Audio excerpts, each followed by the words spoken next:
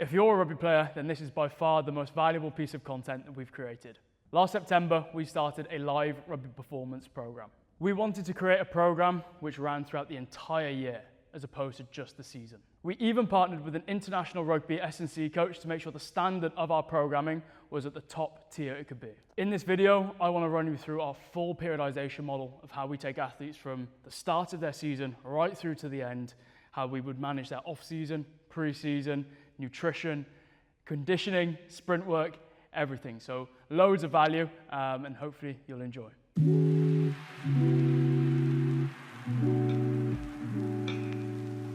Let's get into it. So if you're in the Northern Hemisphere like us, typically your season will run from September through to April.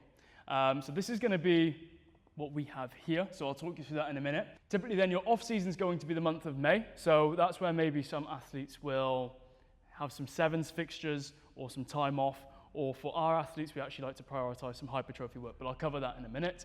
And then your typical pre-season range is from June through till August, before we head back into season then in September. So that's typically how your 12 months looks as a rugby player in the Northern Hemisphere. You'll probably notice a bit of a common pattern on here.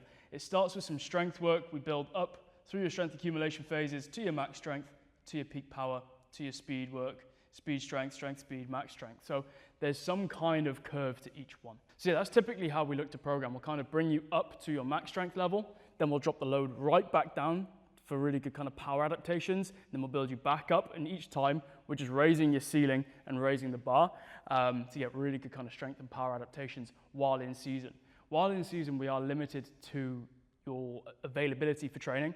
Obviously, most people will have 2 rugby sessions per week and a game on the weekend. So we can't just be training with loads of volume in the gym. We have to be really particular with where we put our efforts, which is kind of this periodization model here. This periodization model will allow us to kind of really focus in on a key performance indicator. The way we program, it's called concurrent training. So nothing leaves the program. I think that's a really important thing to note. If it's important, it doesn't leave the program. Concurrent training will mean that all the attributes that we want as a rugby player will stay in the program. Just the main things that we'll focus on will be the priority and where our kind of efforts are directed. So with that concurrent training in mind, we have periodized every month of the year as a rugby player. So like I said, this allows us to focus on key elements that we want to improve. So with our curve, we're starting on strength accumulation here in September. So what we're doing is we're building up our strength here to our max strength levels in December. Now, typically December for athletes is going to be a bit of a downtime. They're not going to have as much game frequency. If you're in the UK, games are probably getting called off left, right, and centre because of the weather. So this is a really good opportunity to peak an athlete for max strength because they typically don't have as much going on around the Christmas period. So we've been developing strength levels. Now, this might start here. We've still got strength in there. We've still got power in there. We've still got hypertrophy things in there. But our primary focus is probably going to be a strength rep range around the kind of 4 to 6 rep range here. We might play with paused reps. We might play with dead stops. We might play with some heavy sled work on the functional strength area. I know we had the towel chins here to really challenge grip strength and different variations as well. So we're developing strength through this here. Now, strength accumulation, we might look at pulling in some cluster sets where we can develop more volume at heavier loads before then getting to our max strength work. So when we look at developing max strength, I've made some notes here just so that you can kind of make some notes or just get a good understanding of what I'm referring to. But when we look at max strength, typically what we're looking at here is anywhere between 90 to 100% of your 1RM. So the loads are heavy, the bar speed is going to be slow. It's recruiting a max force from your muscles. Now, when we look at increasing your strength for the max strength block, that's going to increase your force production, which in return then is going to increase your ceiling for power. So that's why we like to develop strength with athletes. Yes, strength, there's going to be other elements that are going to be important for a rugby player, but there's very limited situations where being strong as a contact athlete isn't better. So as we can increase your strength, your max strength, and expose you to these high loads, slow bar speeds, max contractions, our objective here then is to increase your ceiling for power. So you're going to get a really good return when we kind of drop straight back down. So when we do come from a max strength phase into a power phase, you've got a lot more potential to contract faster. This is quite a nice diagram here. If you haven't seen it before, this is the force velocity curve. Max strength is right at the top. So it's high force, low velocity. So we always kind of finish here in a periodization model, and then we start again from power and speed work right down the bottom. So we get a really good kind of adaptation there. It's worth noting, and this is kind of that whole periodization model that I'm talking through here, but your max strength work must be periodized. You cannot spend a long period of time flogging yourself at 90 to 100% of your 1RM. It's very physically demanding. It will fry your CNS. It's hard to recover from. So what we do is we peak you there for maybe 3 to 4 weeks, and then we want to back straight off and reap the benefits of that kind of strength and power work again before building you all the way back up. So that's typically how we look at doing things. So that's us building through to your max strength work. Now, like I said, we're at the top of that curve. So now the next thing to do is to come right back down and try and build that peak higher again. So peak power is when we're going to reduce the loads right back down. So we're probably looking at around 30 to 50% of your 1 rep max. We did quite a ballistic power phase here. So lots of plyos, lots of throws, lots of slams, jumps. Even the exercises that we had in for strength, so like your back squats, your bench press, we're moving everything with max intent and as fast as possible. So we're really focusing on moving as quickly as possible. I think a lot of people go wrong with their power work just because the weight is light. They just still move it like they're in a strength block. When trying to get a really good kind of power adaptation or stimulus, you want to move as fast and as dynamically as possible. So everything's maximal in this phase and it's light loaded. So after this peak power phase, we start working our way back up the force velocity curve. So we're currently at the bottom here and we need to get back up to max strength again. So we're going through a speed strength, a strength speed, and a max strength phase. I'll tell you what that means. Okay, so working our way back up the force velocity curve. We're starting with speed strength. So this is high bar speeds. If you have access to a VBT, your speed target's probably around 1 to 1.3 meters per second. We're training at lower percentages of your 1RM, of course, to be able to achieve these bar speeds. And typically, if you don't have access to a VBT, that's going to be a load of kind of 30 to 60% of your 1 rep max. We're low on the force scale and we're high on the velocity scale. So really think about that intent when you're moving these exercises. It's worth noting that we still have strength in the title here, so we don't want to completely neglect strength. That goes back to our concurrent training, okay? So our main focus is our speed and velocity work, but we're still going to have an element of strength in there to maintain strength levels from your previous max strength block. We never want to completely neglect strength because that's going to be a really important component of fitness for contact athletes. Okay, so that's speed strength. Moving up the force velocity curve, the next block we have is strength speed. Now we're looking here at moving relatively heavy loads as fast as possible. So this is where we're going to start creeping back into some strength work, but we're still looking to move with a max intent. Now, typically, in terms of that kind of loading that we're looking for, it's going to be around 70 to 90% of your 1 rep max. If you do have access, again, to a VBT, you're probably looking at a speed target there of around 0.75 to 0.5 meters per second. This is going to be higher on the force scale and lower on the velocity scale for this one. We're probably going to have some plyometrics at the start, some light loaded power exercises, things that are going to be moving max intent to keep that stimulus there. And then we're going to start bringing in some strength work then. To complement it. So with speed strength and strength speed now ticked off, that brings us to our final max strength block of this periodization model for the in-season program. In the final block of your season then, we're going to peak you back up for max strength, which is going to be here again on that force velocity curve. So you can see how we've got 2 full periodizations in while you're in season. This is a really important thing to note. You can see how we're kind of peaking you and then bringing you back down and peaking you again while in season. A lot of people just view their in-season S&C as maintenance from whatever they did at pre-season. That's not the case. If you're smart and you lay things out properly and periodize things properly, you can still make great progress while in season. We've had a load of athletes. I think we've had about 1,000 athletes who have come through this periodization model since September last year, and they're making amazing progress even while being in season. So that concludes your in-season training. Let's have a look at how your off-season and your pre-season work can look. Heading into off-season, that's going to be the month of May for a lot of people.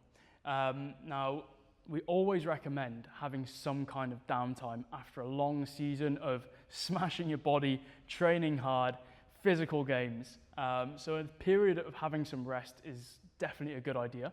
I recommend taking about a week or 2, but I wouldn't have the full month of your off-season off. I think a lot of people who take that full month off have a real shock when they come to pre-season and their coach are trying to blow the cobwebs off with a million Broncos, and they're straight back into that physicality and the DOMs are not great. I think if you can do some kind of work here in your off-season, you're going to set yourself up for a really strong 3 months of your pre-season. So Typically, what I quite like to do is, for the month of May here, you'll see that we've got a hypertrophy block. Now we just run that in our app on the Rugby Performance Program. And basically your hypertrophy stuff, it was a real nice opportunity to actually have some fun with your training, have some variety, chase a bit of a pump, some higher volume work. We had some accessories in there as well, and we had some kind of cardio top-ups just to keep the engine ticking as well. So we're looking at higher rep ranges, we're looking at building a bit of a capacity for strength with your hypertrophy work.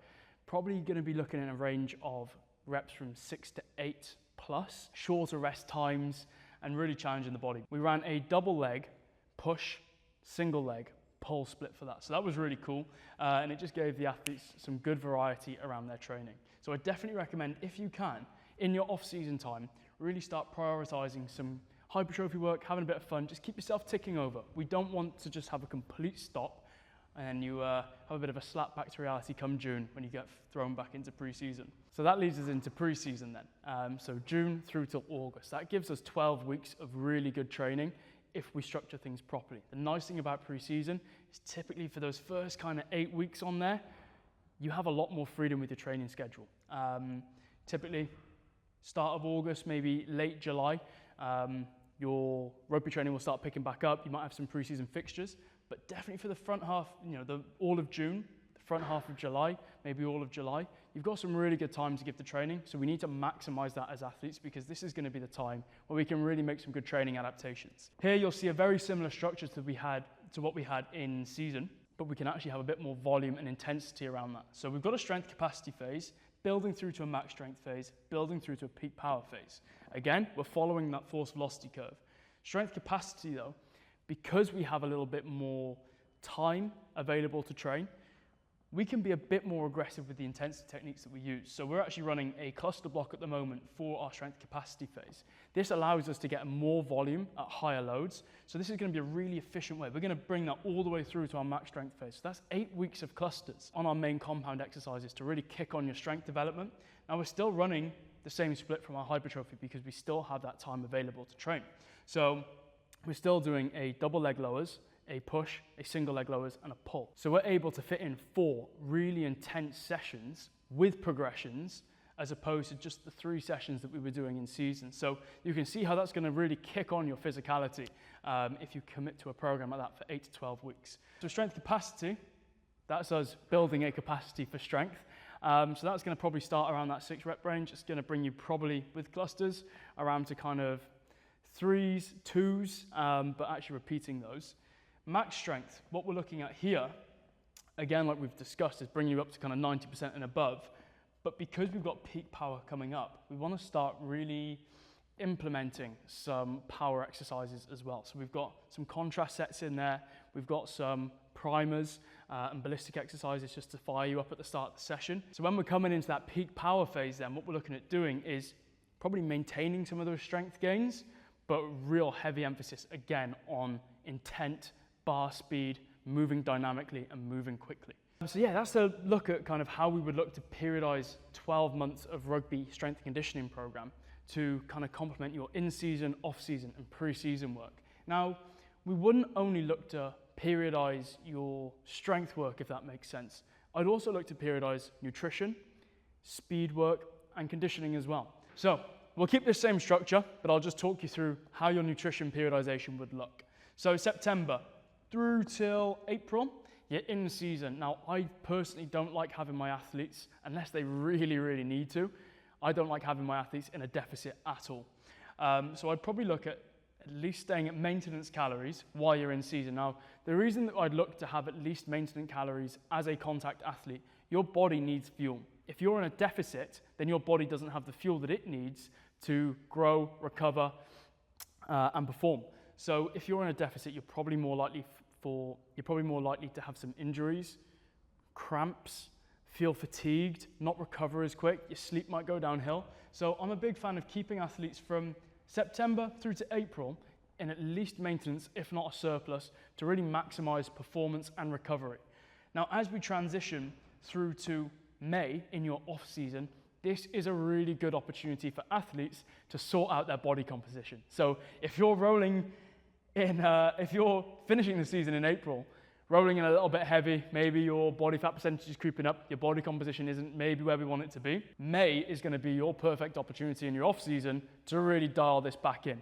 So what we would want there is probably quite an aggressive deficit. I'm quite a big fan of, while you haven't got any contact or games on, just get it down to a goal weight as fast as possible. So get yourself in a deficit. I'd probably be looking to lose around 0.5 to 0.8 kg per week. That would probably look like a deficit of around 500 to 700 calories. I would keep protein really high, so at 2 grams per kilogram of body weight, and that's going to allow you to maintain your muscle mass. Now, one of the biggest fat loss hacks that I really like implementing with both my clients and for myself is tracking your body weight every day. Now, tracking calories, yes, it's a bit of admin, can be a bit tedious, and it can be a bit of a ball ache, but tracking your body weight every day is going to give you direct feedback on kind of everything that we need to know. So weigh yourself every morning. I want you to write that number down. On a Sunday, add them all up, divide by 7. That's going to give you your weekly average weight loss or gain, and it will account for any fluctuations that you have as well. So it's going to give you a good idea of what's going on a day-to-day basis and account for any fluctuations. Now, if that body weight isn't coming in under 0.5 or 0.8 kg loss per week, then we know we have to be a bit more aggressive with the deficit that we're in. So that can be a really nice tool just to use to monitor your rate of weight loss and also how kind of dialed you're being with your nutrition as well. If you still need to lose some body weight, then I would take this first month of June, if you're pre-season, to stay in a deficit. So that could potentially be an 8-week phase there of you dieting and getting back down to a good body composition. As we start progressing though through to the back end of June and early July, ideally, I would like to see you start coming out of that deficit. Now, this might be maintenance calories or it might be a surplus, but again, what we're looking for is, with your in-season work especially, while we can keep your frequency quite high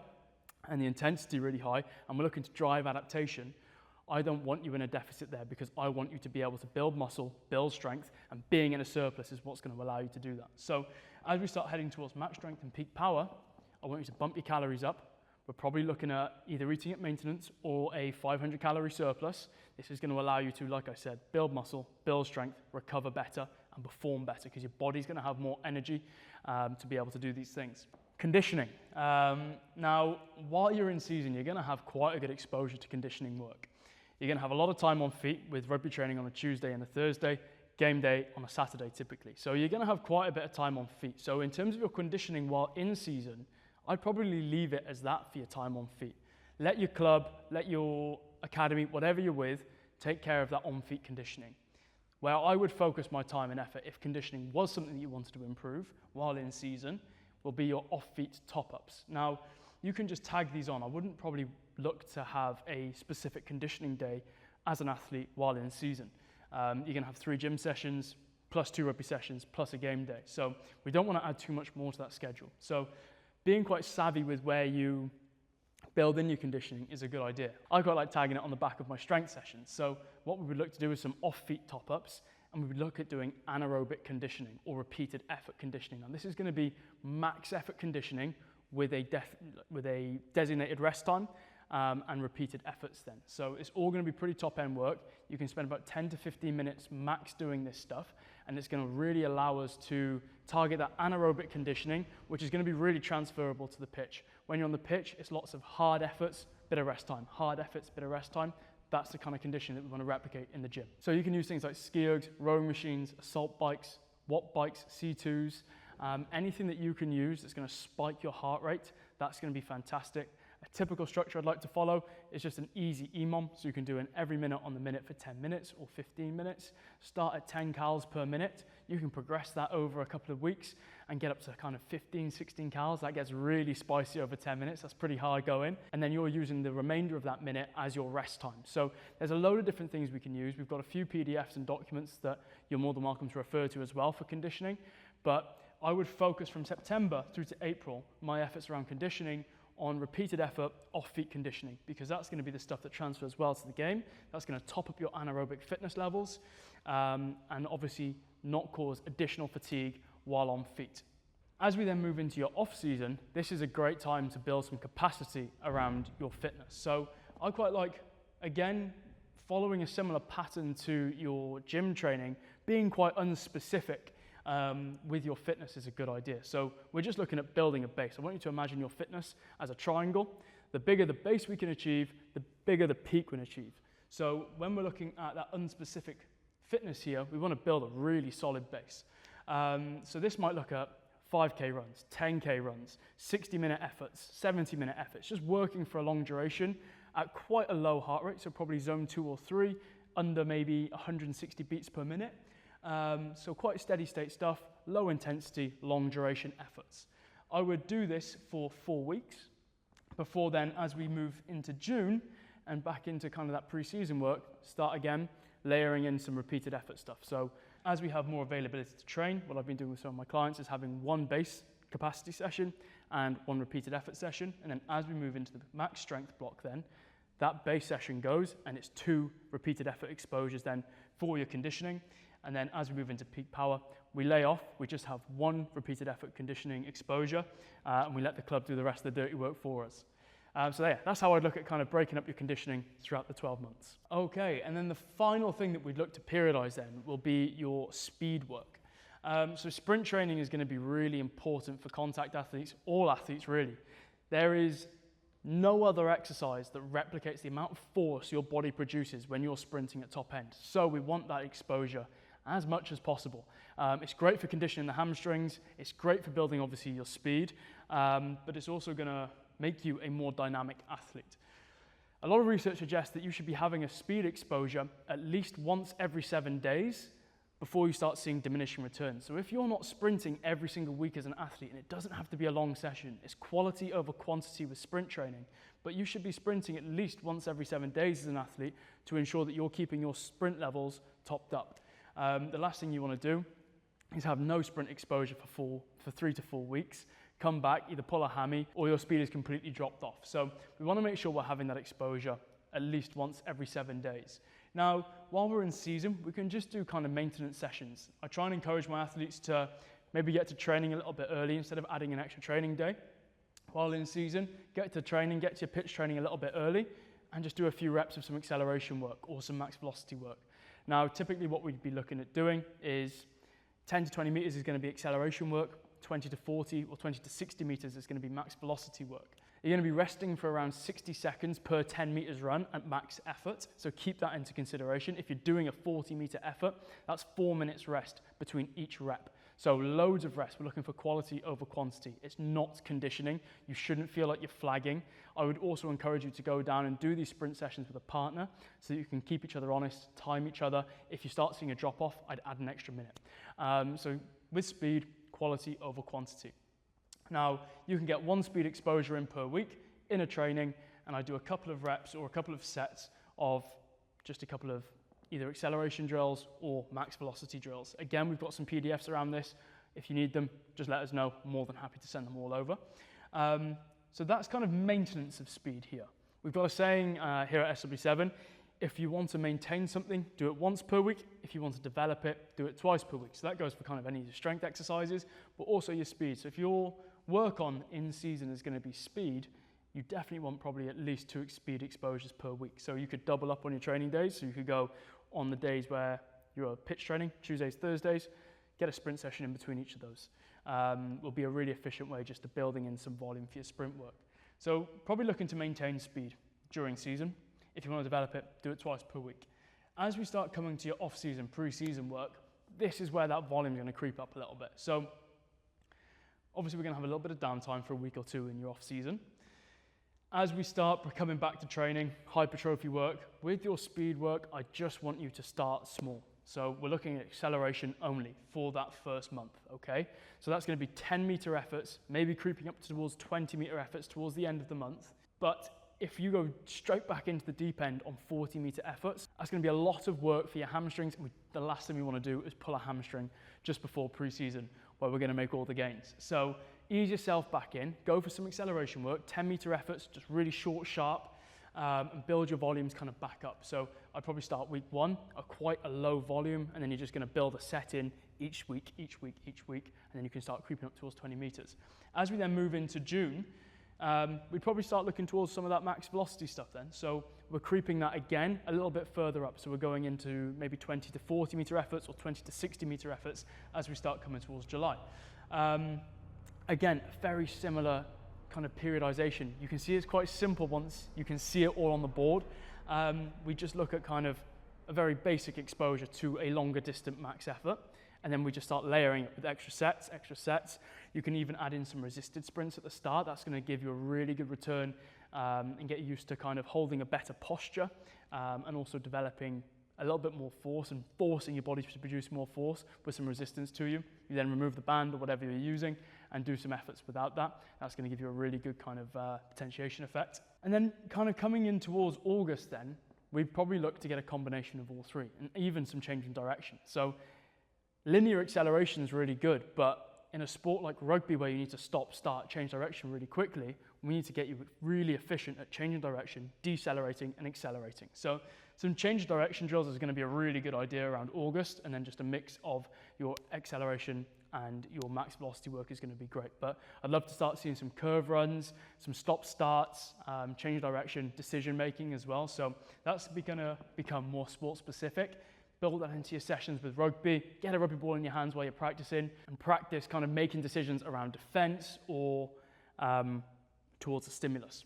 And finally, it's worth noting that if you're looking to be a good rugby player, then you've got to be good at rugby. All this strength conditioning, power, speed work is going to help you get to where you need to be physically, but if you don't have the skill of being able to play rugby, you're not going to make it that far in your sport. So the same way that we build repetition through your gym stuff to get you better at the skill of lifting and building strength, you need to build repetition in your skill work too. So make sure you're getting the reps in with your passing. Make sure if tackling is a thing that you need to improve, make sure you're getting as many kind of exposures to bag hits, hitting people as you can.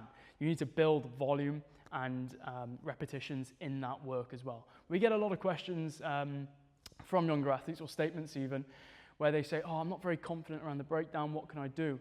And our answer is always the same, like, this stuff, yes, will give you some confidence in terms of your strength and size, but you will get confidence from doing that drill or that skill more regularly. So make sure you prioritize your skill work as well. This is going to be great, and like, if you're in your preseason now like we are, it's going to be great to have a really good strength conditioning program in there. You can really chase some good gains in this time, but with the decrease in your rugby training volume, don't let yourself kind of get sloppy around your skill work there. So make sure you're keeping a really high level of skill work in, be that daily, be that every other day. Just keep some kind of exposure in there too. Guys, I hope you found this video useful and haven't minded me rambling on too much. Obviously, as you can see, there's a lot that goes into consideration when programming for contact athletes, especially the rugby players that we look after. If you're struggling with your strength conditioning and you feel like you want a bit of assistance with it, please don't hesitate to reach out. We're more than happy to help you and support you in your athletic development within rugby. If you have any other questions about anything that I've talked about today, please drop a comment down below, and I'll see you in the next one.